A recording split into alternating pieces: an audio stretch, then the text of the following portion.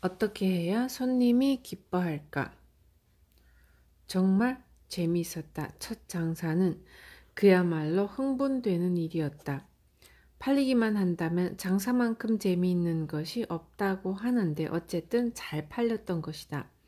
손님이 꼬리에 꼬리를 물며 모여들었고 무엇보다 손님이 기뻐해 주었고 그리고 돈이 들어왔다. 재미있지 않을 턱이 없었다. 일종의 게임 감각으로 어린 나는 장사의 재미에 빠져들었다. 아버지가 라이트밴으로 데려다 준 곳은 근처 주차장의 공터였다. 상품은 우리 집의 조미 문어와 하룻밤 말린 오징어. 아버지는 차에서 짐을 내리고 열쇠를 뺀 다음 문을 열어둔 채 가게로 돌아갔다. 잘해봐라. 내 가게다. 그렇다. 이 라이트밴은 내가 처음으로 갖게 된 가게인 것이다. 주차장에서는 사이토 씨가 기다리고 있었다. 개점 준비. 상품을 담아온 발포 스티롤은 뒤집어 놓으니 즉석 진열대가 되었고 손님이 보기 편하도록 밑에 판자를 넣어 약간 경사를 준 다음 상품을 진열했다. 다음은 가격. 주변에 있는 것은 무엇이든 활용했다. 차 안에 있던 골판지를 잘라 가격표를 만들었고 이런 건 크게 써야 돼. 어떤 손님이든 잘 볼 수 있도록 크게 써라. 한 접시 175엔 크게 썼고 그러자 사이토 씨가 이런 말을 했다. 간장, 이 조미 문어는 맛이 있을까? 세상 무슨 말을 하는 걸까? 우리 문어와 오징어가 맛있다는 사실은 사이토 씨도 먹어봐서 잘 알고 있을 터였다. 맛있어요. 그걸 어떻게 알지? 그야 집에서 항상 먹으니까요. 간장은 그렇겠지만 먹어본 적이 없는 손님들도 많을 텐데 어떻게 하면 손님들이 맛있다는 것을 알 수 있을까? 부모님은 어떻게 했더라 머리를 쥐어짜도 떠오르지 않았다. 그럴 수밖에 없었다. 나는 우리 가게 일을 한 번도 도와준 적이 없었던 것이다. 자포자기 상태가 되었다. 먹어보면 맛있다는 걸 알 수 있죠. 맞아. 이런 상품의 경우 직접 맛을 보지 않으면 손님은 지갑을 열어주지 않는단다. 맛있어 보여서 샀는데 나중에 실제로 먹어보니 맛이 없었다면 손님 기분이 어떻겠니? 손님의 마음에 쏙 드는 물건을 준비해서 기꺼이 사게 하는 것을 장사라고 한단다. 우리 가게의 오징어와 문어는 맛있기로 정평이 나 있는 상품이었지만 그것을 알려줄 샘플이 필요했다. 맛보기용으로 어머니에게 문어를 잘게 썰어달라고 부탁하고 나는 그것을 꽂을 꼬챙이를 가지러 집으로 달려갔다. 간장, 거스름돈은 충분하니? 휴대용 금고에 어머니가 준비해둔 잔돈이 있었다. 네, 있어요. 한 접시에 175엔이고 200엔을 받으면 거스름돈은 얼마지? 25엔. 뭐 이 정도면 3학년이 3개였다. 두 접시 팔면 얼마지? 350엔요.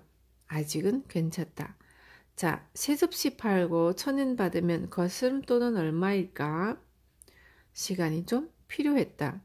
구구단을 배우기 시작한 지 이제 겨우 1년여.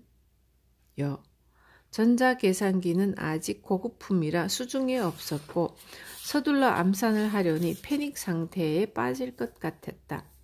그때 사이토 씨가 가르쳐 준 것이 계산 조견표였다. 한 접시 175엔, 두 접시 350엔, 500엔이면 거스름돈은 얼마, 1000엔이면 거스름돈은 골판지에 적어서 한눈에 알 수 있는 환산표를 만든 것이다. 거스름돈 걱정은 없어졌다. 그때 사이토 씨는 실로 세심하게 장사의 기본을 가르쳐 주었다.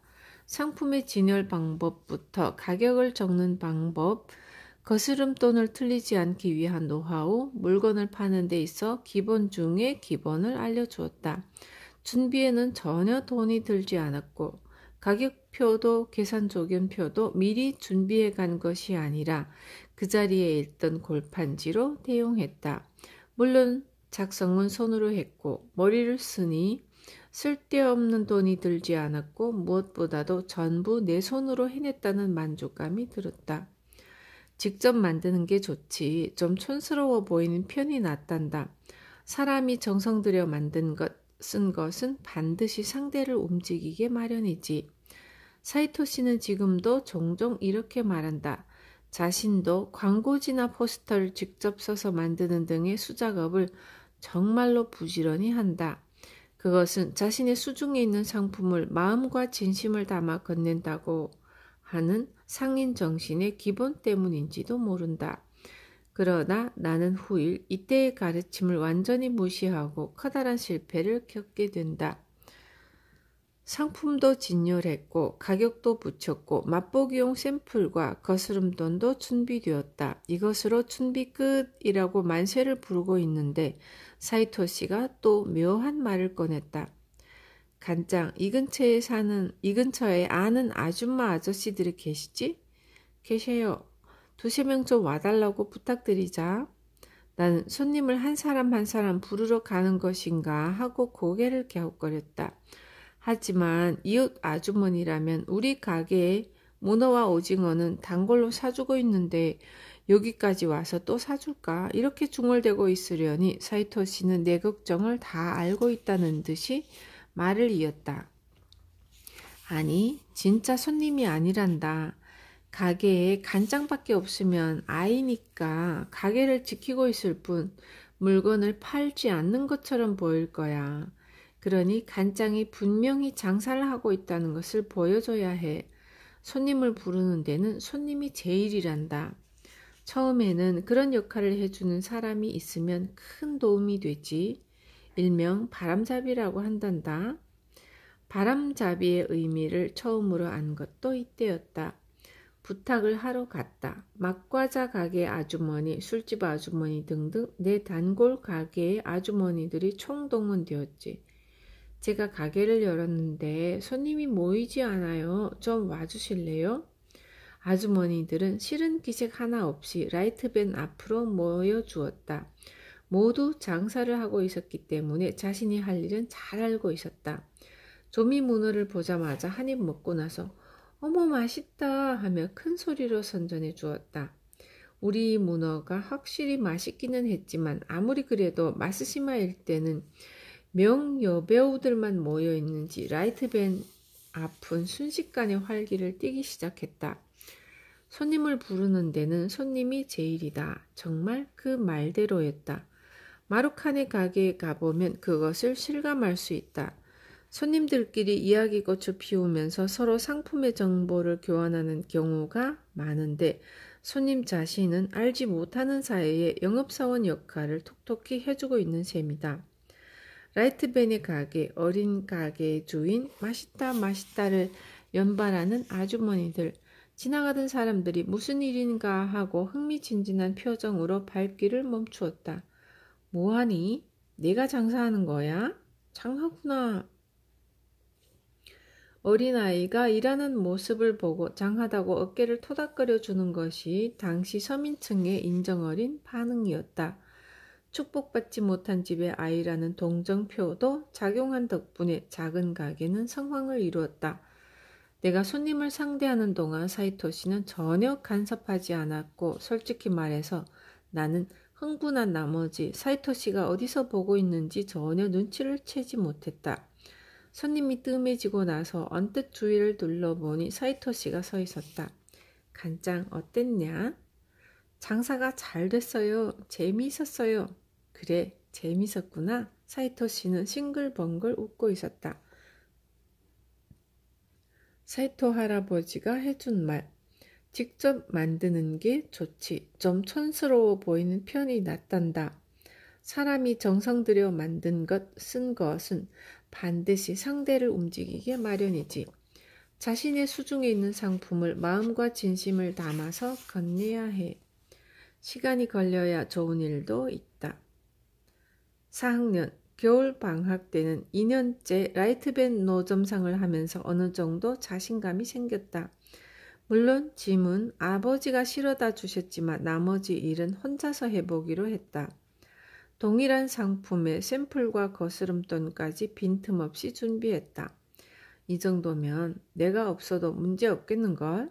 주차장에 사이토시가 와주었을 무렵에는 모든 준비가 끝나 있었다.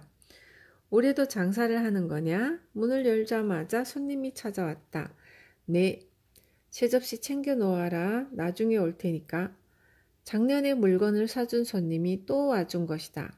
간장, 출발이 좋은데? 사이토시가 웃음 띤 얼굴로 말했을 때 나는 이미 우쭐한 기분에 젖어 있었다. 같은 손님이 다시 와서 사준다는 건 대단한 일이란다. 간장의 상품이 마음에 들었다는 뜻이니까. 처음에 어찌어찌 구슬려서 상품을 떠안긴다 해도 마음에 안 들면 손님은 두 번 다시 사주지 않지. 하지만 일단 마음에 들면 계속해서 살아오게 되지. 그것도 기쁜 마음으로 말이야. 손님이 기뻐하면 간장도 기쁘지 않겠니? 정말 장한데 간장. 나는 일찌감치 나의 멘토를 가질 수 있었던 것이다. 지금 와서는 그 중요성을 통감하고 있다. 그때 나는 사실 손님이 기뻐하는 것보다 사이토시에게 칭찬을 받았다는 사실이 더 기뻤다. 이제부터는 혼자서 할 수 있겠구나. 이렇게 말하고 사이토시는 어딘가로 가버렸다. 사이토시의 칭찬을 받은 나는 용기 100배 했다.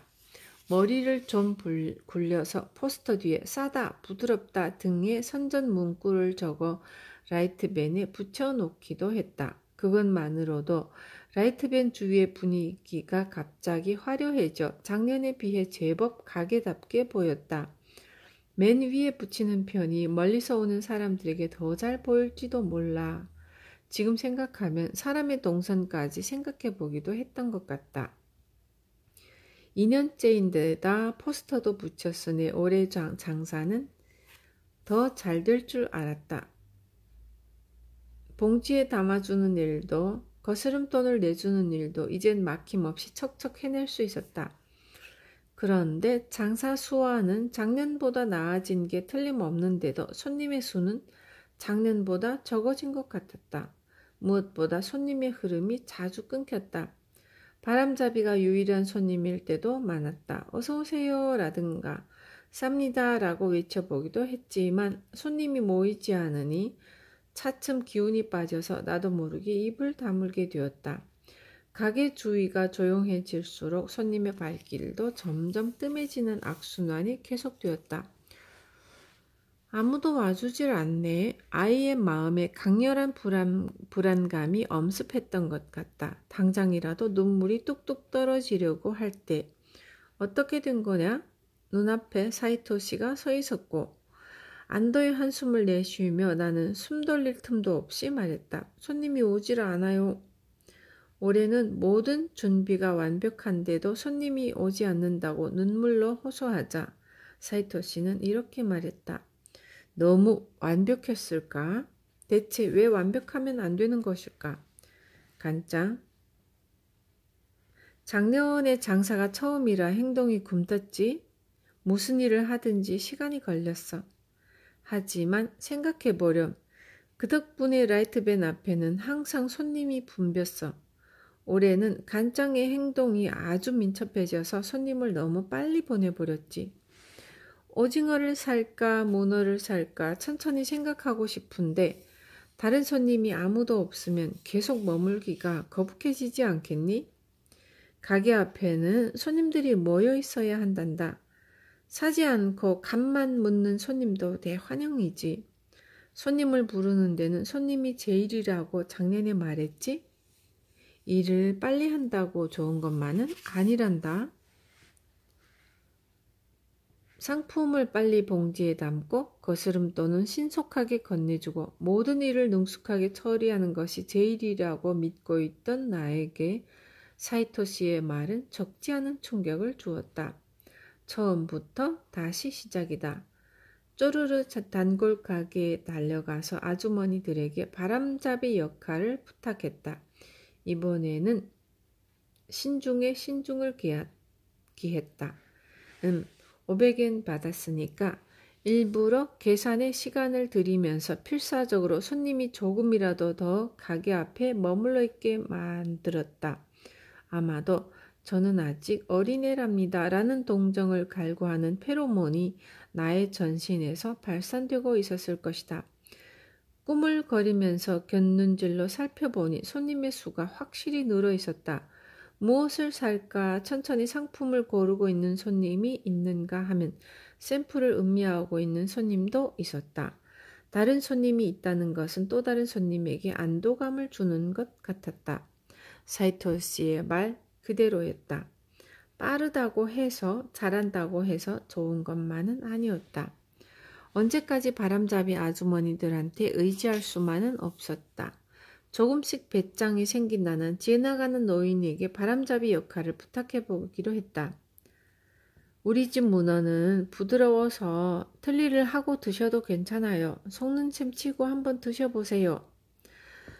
속는 셈 치고라는 어디서 배웠는지도 모를 말이 나도 모르게 튀어나왔다. 할머니들은 시간이 많은지 먹어보는 것으로 끝내지 않고 1시간이고 2시간이고 태어난 얼굴로 가게 앞에 머물러 주었다. 그 점에서 할아버지들은 맛을 봐주기는 했지만 대체로 수줍음을 잘 타는 편이라 선전매너로서는 별로 마음에 차지 않았다. 바람잡이는 역시 여자가 그만이다. 우선 목소리가 크다. 저기 이봐요. 난 틀니를 했는데도 이 문어를 씹을 수 있답니다. 정말 말랑말랑해요. 어서 한번 먹어보세요. 누구에게랄 것도 없이 계속해서 큰 소리로 광고를 해주었다. 씩씩한 바람잡이가 손님의 발길을 잡아 끌어주자 나는 다시 물건을 불티나게 팔기 시작했다. 가슴이 울렁거릴 정도로 기뻤다. 페이스가 잡히기 시작하자 도저히 혼자서는 감당할 수 없어졌다. 할 일도 없는데 와서 좀 도와줘 하면서 남동생을 끌어들이고 일당 700엔 줄게 하면서 유치원 시절에 친구를 고용하는 식으로 초등학교 6학년 때는 이미 3명의 종업원을 부리게 되었다. 그 무렵에는 더 이상 사이토 씨의 모습을 주차장에서 볼 수 없게 되었다. 4년간 번 돈은 초등학생에게는 거금이었다. 하지만 한 푼도 쓰지 않았고 사이토 씨의 가르침을 받았고 손님을 상대하는 즐거움을 알았고 손님이 기뻐해서 나도 기뻤고 어쨌든 아주 재미있었다. 그렇게 해서 번 돈을 써버리면 4년간이 최고로 멋진 추억이 사라져버릴 것만 같았는데 결국 이때 모은 돈은 전혀 손을 대지 않았다. 그때의 돈은 고도 성장기의 이자가 붙어 지금은 꽤 큰 돈으로 불어나 있다. 8살짜리 꼬마에게 사이토 씨는 왜 그토록 자상하게 장사의 기본을 가르쳐 주었을까? 나중에 문득 든 의문이다. 그렇게 해서 본전을 찾을 수 있을까요? 이런 질문을 던진 데 대한 책임감을 느꼈던 것일까? 양친과 사이토 씨는 아주 잘 아는 사이였으므로 나를 자식처럼 염려했기 때문일 수도 있다. 그런데 사이토 씨는 차원이 다른 고민을 하고 있었다. 오랫동안 알고 지내면서 이런 이야기를 들은 적이 있다. 우리나라에는 장사를 하려는 젊은이가 너무 적어. 사이토 씨는 탄식했다. 미국에는 어릴 때부터 비즈니스맨이 되고 싶다거나 회사를 경영하고 싶다는 장래 희망을 밝히는 아이가 많다는데 우리나라에서는 그런 이야기를 들어본 적이 없어. 내 생각엔 그건 전적으로 우리나라 경영자들의 태만 탓이야. 장사란 힘들면서도 재미있는 일이라는 생각을 아이들에게 확실하게 심어주지 못했지. 이건 큰 문제야. 견실한 상인이 많이 배출되지 않는다면 돈은 모두 해외로 빠져나가 버릴 테니까. 평소 차분한 성격의 사이토 씨였지만 이 이야기만 나오면 심각한 얼굴로 열변을 토하곤 했다. 그런 큰 포부를 가지고 내게 가르침을 준 것이라면 난 그의 기대를 저버리고 상당히 먼 길을 돌아온 셈이다. 사이토 씨의 가르침을 받은 내 생애 첫 장사는 정말 흥분되는 경험이었다. 물건을 사고 파는 행위는 손님과 즐거운 놀이를 하는 것만 같았다. 진심으로 장사는 흥미진진한 것이라는 생각을 하게 되었고, 만일 그때 내가 나는 커서 상인이 되겠다라고 선언하고 목표를 향해 곧장 나아갔다면 천재소년 상인 출연이라며 세인의 입에 오르내렸을지도 모른다. 그러나 장래의 구체적 이미지와 장사의 그 즐거움이 내 안에서는 미국의 소년, 소녀처럼 서로 긴밀하게 연결되고 있지 않았다. 어쨌든 주위에서 바라는 일이니 좋은 학교에 가자. 첫 장사 후 나는 지극히 평범한 생각을 가진 6학년 초등학생으로 돌아와 있었고, 평범함이 모든 인간을 행복하게 해주는 것은 아니었다. 이후 6년간 나는 완전히 외톨이 신세가 되어버렸다.